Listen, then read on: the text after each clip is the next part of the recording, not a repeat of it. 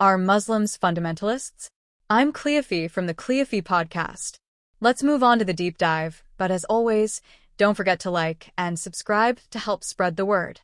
Also, if you like to contribute to our Dawah, spreading Islam all over the globe mission, then hit the join and thanks buttons. Now, Jack and Wilson, we'd love to hear your deep dive. Welcome back to the Deep Dive. We're here, as always, to guide you through some complex source material, trying to distill these big, often polarizing topics into something clear and useful. And today, we're definitely wading into some volatile territory. We're looking at sources that analyze the terms fundamentalist and extremist. Yeah, highly charged words. Extremely. Especially how they're used in relation to Muslims. Now, our goal isn't to take sides, just to unpack what these specific sources say about the definitions, the origins, the modern usage. Right, to give you, the listener, a clearer picture of how language gets used, really. Yeah. As a tool, sometimes even a weapon. What's really striking about this material is how, well, assertive it is. It's not just defending, it's actually challenging the way these terms are commonly thrown around, particularly in the media. Now, the sources kind of frame it around this question you sometimes hear, maybe unspoken. Why are most Muslims fundamentalists? But instead of just answering that head on, They flip it. they flip it. They dissect the word fundamentalist itself first. They argue the definitions people are using are, well, flawed, or at least missing crucial context. And they don't start with theory, interestingly. They ground it immediately in the real world, talking about the harm stereotypes can cause. There's this stark anecdote. An Oklahoma City bombing. Yeah. The sources point out how incredibly fast the media narrative formed. You know, instantly talking about a Middle Eastern conspiracy, linking it to foreign groups. Based on almost nothing initially, just bias. And the source uses that moment to highlight the danger of these preconceived ideas. Because the reality was so different. Completely different. The perpetrator, as the source reminds us, turned out to be an American soldier, part of the U.S. Armed Forces. It's a powerful way to start, isn't it? It just forces you to see that these words, these labels, they have real consequences. Absolutely. It sets the stage for why digging into the words themselves matters so much. Okay, so let's do that. Let's unpack fundamentalists. The source insists we look at the word outside of religion first, like its basic meaning. That's right. Before you can even talk about Islamic fundamentalism, you need to understand what a fundamentalist is, generally speaking. And according to these sources, it's actually quite simple. Okay. A fundamentalist is just someone who knows, follows, and, importantly, practices the fundamentals, the core principles of whatever doctrine or theory they follow. So, adherence to the basics. Exactly. Knowing the foundations needed to be proficient in something. That makes sense in almost any profession, really. You need to know the fundamentals to be good at what you do. Precisely.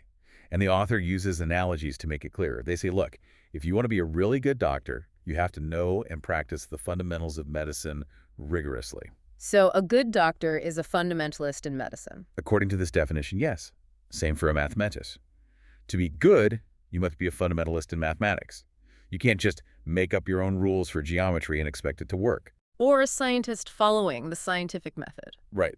Adherence to the core tenets is just necessary for competence, for success in that field. Okay, so if that's the definition, then the crucial point isn't the fundamentalism itself, but what fundamentals you're adhering to. Exactly. That's the pivot. The source argues you can't paint all fundamentalists with the same brush. It depends entirely on the nature of the fundamentals being followed. Can you give an example from the source? Sure. They use the example of fundamentalist, robber, or thief. Okay. That person is bad, the source says, because the fundamentals of robbery, how to break in, how to steal effectively inherently harm society, they transgress basic social rules. But then the flip side. The flip side is the fundamentalist doctor we talked about. Their strict adherence to medical fundamentals benefits society. It saves lives. So the label fundamentalist itself isn't inherently negative in this view. It's the content of the fundamentals that makes it good or bad. That's the core argument. The context dictates the morality, which of course raises that big question the source kind of leaves hanging. Which is? Who gets to decide if a group's fundamentals are actually beneficial or harmful to society as a whole, especially when the group itself defines them as beneficial? The source strongly implies the media and perhaps Western powers have taken on that role regarding Islam. That's a really important tension, and it leads us right into the history of the word itself, because this is where that neutral definition seems to get, well, completely twisted. Yeah, the sources trace this linguistic journey, showing how and when the word got tangled up almost exclusively with certain groups. It starts in the West, right? With Christianity. Correct. According to Webster's dictionary, the term fundamentalism actually originated as a specific movement within American Protestantism, early 20th century. What were they reacting to? It was largely a reaction against modern theological interpretations, sort of higher criticism of the Bible. These fundamentalists stress the literal, absolute infallibility of the Bible, not just spiritually, but as like literal history and science. Okay, so a very specific Christian context originally. How did it broaden out and then narrow again? Well, the sources point to dictionary definitions as tracking this shift. The Oxford Dictionary initially had a pretty broad definition. Something like a person who strictly adheres to the ancient or fundamental doctrine of any religion. Still fairly neutral, applicable anywhere. Right. But then the source highlights a revision. A later Oxford definition keeps the first part adhering to fundamentals of any religion, but adds this crucial little phrase. Let me guess. Especially Islam.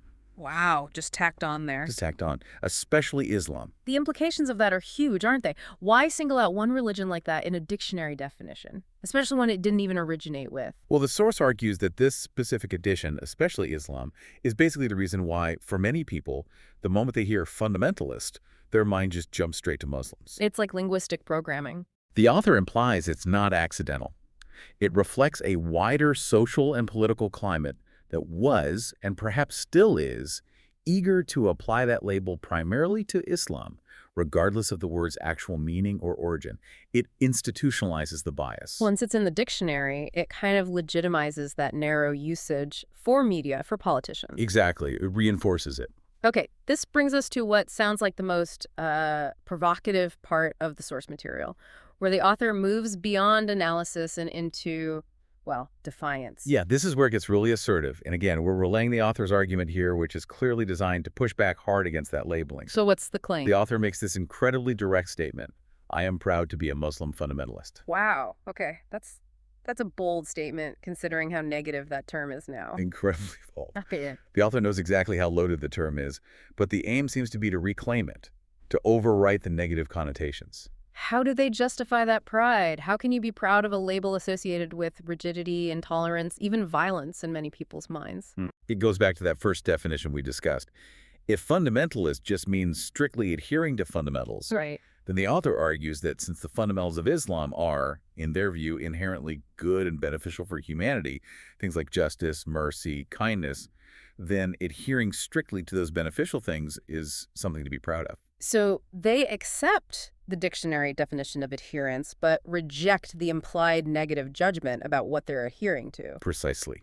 They're saying the negative image comes from misunderstanding, or from people focusing on misapplications or out-of-context interpretations, not the core principles themselves. It's a strategy of reclaiming the language, saying, you defined it, fine, we'll own that definition, but we define the content of our fundamentals as positive. And they push it even further with the word extremist. Oh, boy.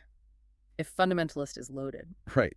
The source argues Muslims should stop being apologetic about that label too, and again, try to turn it into a strength, but with a very specific twist. How on earth do you put a positive spin on extremist?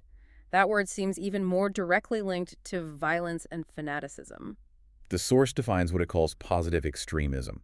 It's framed as being superlative in virtues. Meaning being extremely honest, extremely just, extremely kind, merciful, loving, total commitment to positive qualities. Ah, I see. So the extreme part isn't about actions, but about the degree of commitment to virtue. Exactly. And the source then throws out this challenge, this rhetorical question. Can anyone tell me, the author asks, why being extremely just, extremely honest, extremely loving, extremely merciful, extremely kind is bad? It reframes extreme from negative actions to maximal positive qualities. Total commitment, like you said. Total commitment. Yeah. And this idea isn't just pulled out of thin air. The source connects this concept of positive extremism, this wholeheartedness, directly back to teachings within the Quran itself. Okay, so there's a theological basis presented for this argument. Yes. The source argues it supports the idea that Muslims should be extreme, but in the right way.